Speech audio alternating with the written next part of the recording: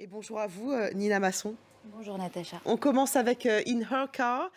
Oui, et c'est une série qui a d'ailleurs été intégralement tournée en Ukraine, au cœur du conflit, donc peu après le début de l'invasion russe. L'histoire de Lydia, une psychologue qui, au lendemain donc, de l'invasion russe du 24 février 2022, des discussions vont apparaître, des séances de thérapie improvisées, pourrait-on dire, auxquelles se mêlent des flashbacks qui montrent l'ancienne vie des passagers avant la guerre, donc, qui est donc remise en perspective par le conflit. On va regarder la bande-annonce.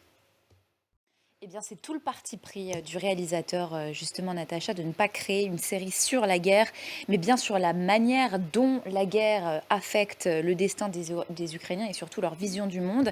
À cet égard, la série se veut dramatique et absolument pas politique. On écoute à ce sujet le réalisateur, vous l'avez mentionné, Eugène Tunic. Il répondait aux questions de Diptyka Laurent et Marion Chaval.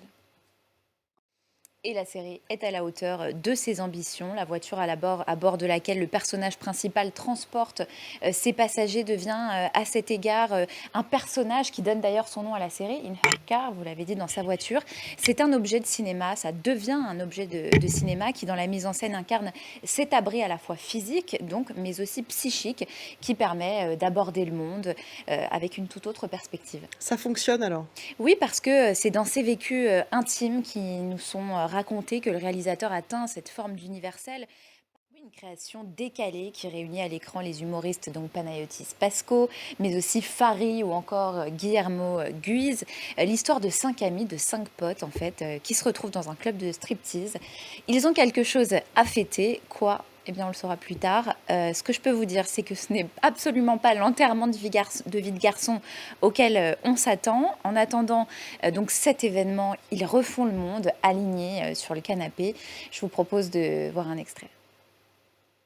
Oui, d'ailleurs, l'extrait qui a été diffusé n'est pas forcément représentatif, c'est pas toujours aussi cliché, hein. D'accord. Et c'est justement là que la série surprend, d'abord par son scénario, donc que je ne vous dévoilerai pas. Des dialogues ciselés, brillants, un peu plus brillants que ce qu'on a entendu là. Donc c'est un peu cliché là quand Là, même. c'était un peu cliché, mais je vous assure, franchement, c'est le seul extrait cliché, peut-être de D'accord. toute la série. OK. Le reste est vraiment original. C'est une série qui va là où on l'attend pas. C'est toujours très drôle. On est dans une sorte de Sex and the City masculin moderne, pour reprendre une formule de Pierre Langer, mon collègue de Télérama. Je trouve que c'est assez juste. Oui, même si je précise quand même que Panayotis Pasco n'est pas le seul auteur de cette série, on reconnaît quand même sa patte et sa volonté de passer par l'humour pour évoquer des sujets sombres, la mort, le suicide, l'amour aussi, qui est parfois un sujet très sombre. Eh bien, on aime dans cette série justement retrouver sa voix si singulière, sa capacité à parler de l'intime en fait avec cette authenticité qu'il a à chaque instant. Beaucoup ont dit en lisant son livre assister à la naissance d'un grand écrivain, à la naissance d'un écrivain. Moi, je dirais qu'en regardant cette série, j'ai vu les débuts d'un très grand réalisateur qui manie la légèreté justement de manière puissante, mais de manière aussi sérieuse, et philosophique. Moi, c'est vraiment mon coup de cœur de cette émission. Il n'y a que 4 épisodes. On arrive à la fin frustré. On attend une prochaine saison. On est en droit de se demander, la mode est-elle en train de prendre le contrôle de nos séries?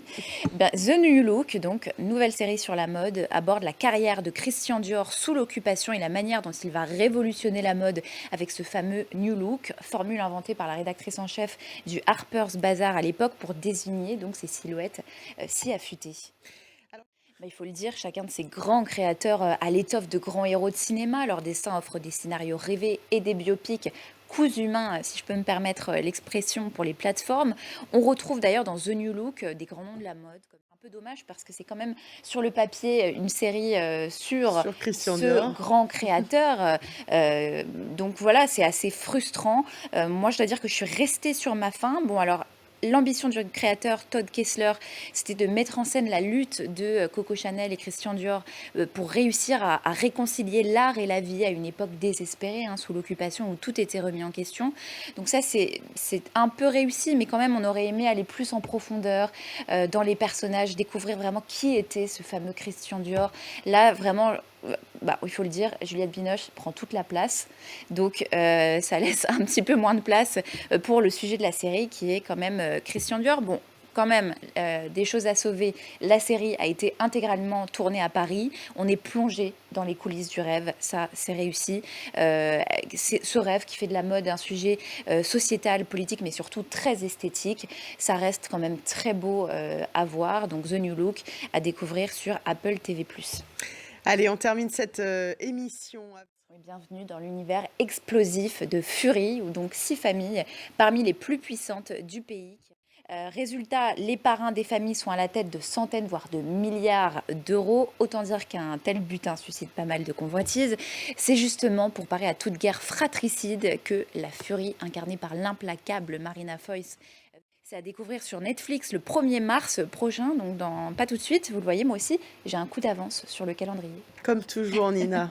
Merci, merci beaucoup. Merci à vous de votre fidélité.